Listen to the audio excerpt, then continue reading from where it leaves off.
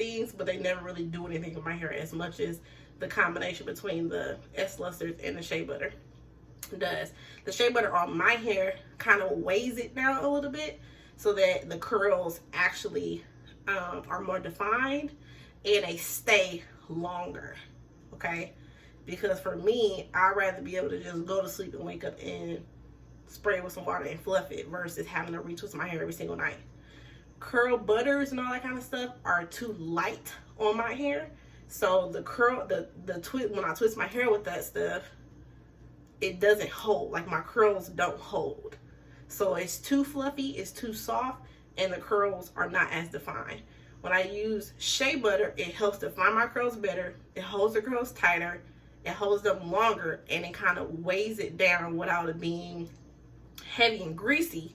But it weighs it down enough to where if I went to sleep and woke up, my curls would still be curled, if that makes sense. So that's my moisturizing routine. When I get done washing and deep conditioning my hair, water or aloe vera juice, rose water, any combination of the 2 or 3, or any of those individually, my S-Lusters curl activator, which I've showed you guys that before, mixed with Shea Butter on top of that. So S-Lusters first, which is like a water base. It's like water, like it literally melts in your hair. You cannot see it. It looks like kind of like a jelly, but it's not really jelly, it's watery. So I'll put that on first, then I put my Shea Butter on top of that. Then I twist my hair down or whatever I'm doing, flat twist, 2-strand twist, whatever. And then I go back and put like grapeseed oil on my hands, and I rake it through the twist to seal in the moisture that I just put in my hair. Let it dry. When it's time to take it down, put a little oil in your hands again and separate it, and there you go. Now you have your perfect twist out.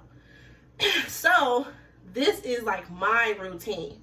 This is how I keep my hair moisturized and prevent it from getting dry as quick, because like how it is today, is as soon as it gets dry, I'm adding more moisture back into my hair, so it's not like completely dried out and I can't even detangle it, because you don't want your hair to get to that point.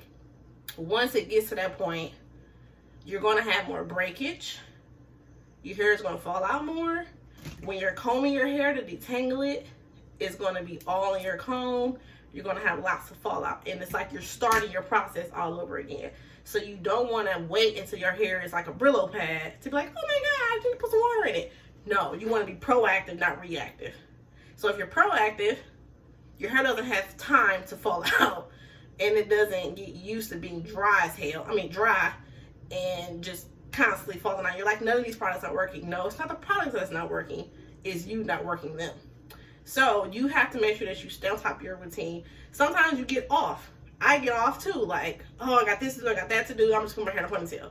That's fine. But you're just going to have to know that when you take that ponytail out, you're going to have more fallout than you normally would, because you haven't been combing it. You haven't been putting any water in it. It's dry. It's going to have breakage. That is normal. Your hair falls out every single day. The point is that you don't want it to be falling out in chunks, because that's how you're not having any length retention. Your hair doesn't look like it's growing because you have so much hair falling out. Your hair is constantly growing, but we're trying to retain the length that we do get. So by keeping your hair moisturized, it's going to help you retain length.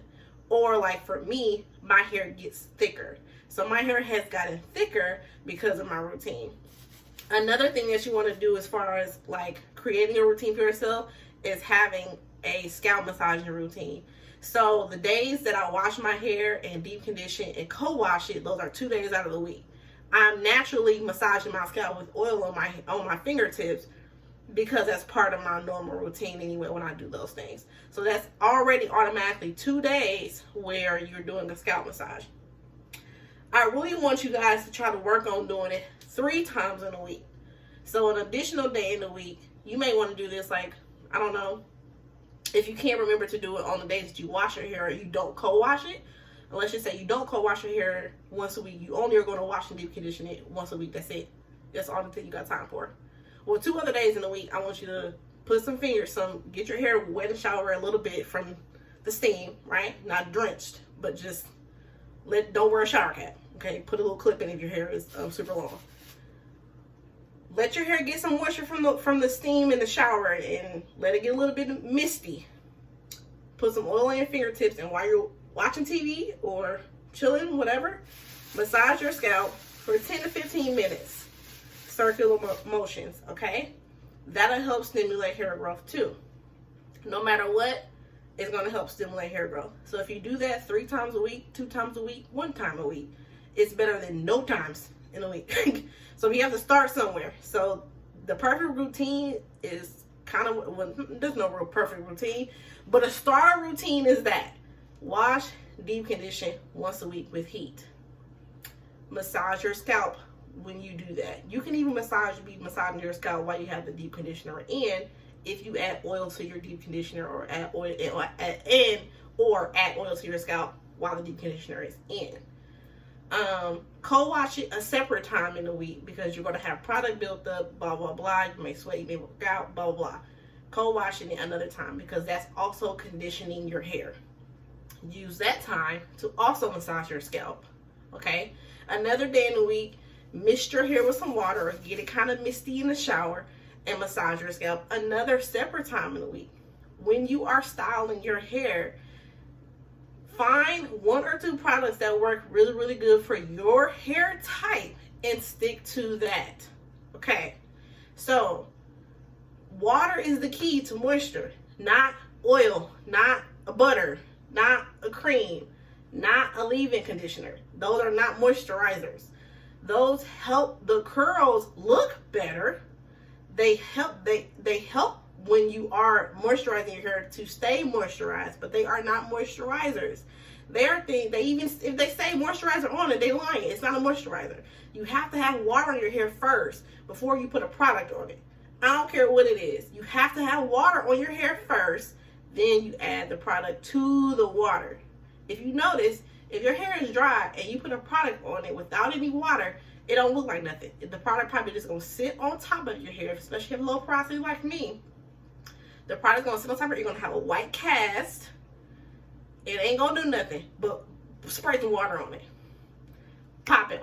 Water, literally, some people don't need no product. Like, once you put water in your hair, it's like, oh dang, my hair looks great. My curls look good. You put the product on top, now you're not cooking with grease. Okay, so you put water on it. You put the product on to help the curl pattern, blah blah blah blah. You seal the moisture with the oil. Seal it. It's like a coat. Okay, you coat the hair. You coating the hair shaft with an oil to keep everything that you just put in your hair in your hair. Okay, once it dries completely, then you take your hair down with oily fingertips to prevent frizz. You may still have some, but it's going to be way less if you use oil on your fingertips.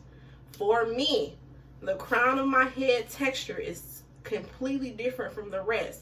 This left quadrant is completely different from the rest. I have to put Eco Styler gel on the roots of this part of my hair and over here when I do twists, because that pattern of curl over here is loose.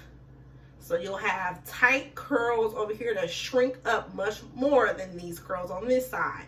So also what helps me is twisting my hair in the same direction all the way around, which counterclockwise for me is awkward on this side of my head, but the twists come out better than if I twist clockwise. Okay, so you have to figure out the way that your hair naturally wants to wave up, go in that direction. Okay, and try to keep the direction the same on your whole head, even if that means bringing, because I sometimes have to start the twist, you know, on the top of my head and then bring it around to the right side to do it naturally so I can twist faster. And that's just me because I'm right-handed, and so when I'm going counterclockwise, my left hand side is harder.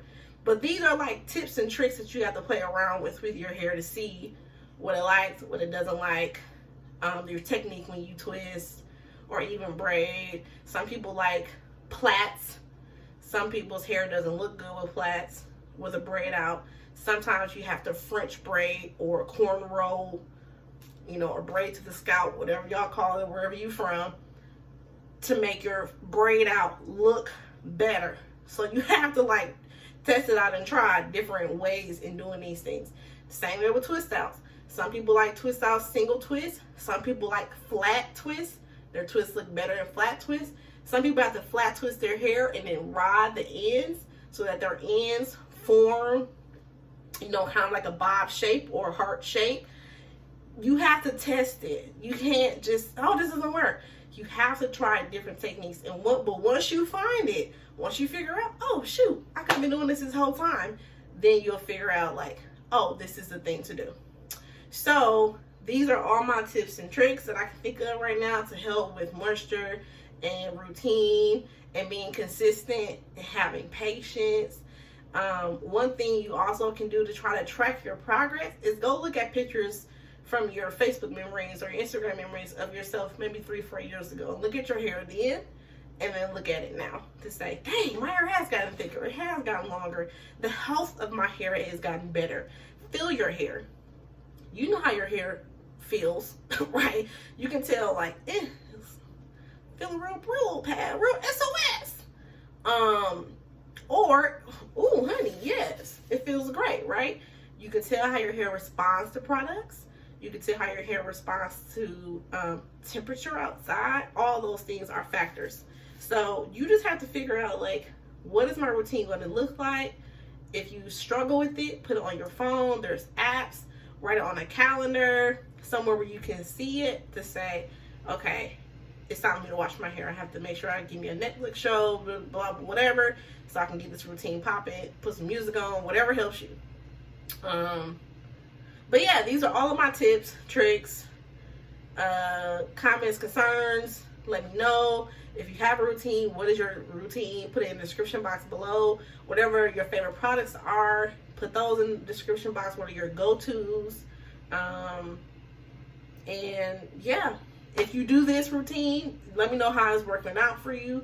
If you try this routine and you're like, no sis, let me know that too. If you have a different routine than me, what is it? Because I would love to test it out and see if my hair responds to different things the same way yours does. So that's all I have for you guys. Happy 2022. Happy New Year to y'all. And I'll see you in my next one. Tell people you guys say what's up. Peace.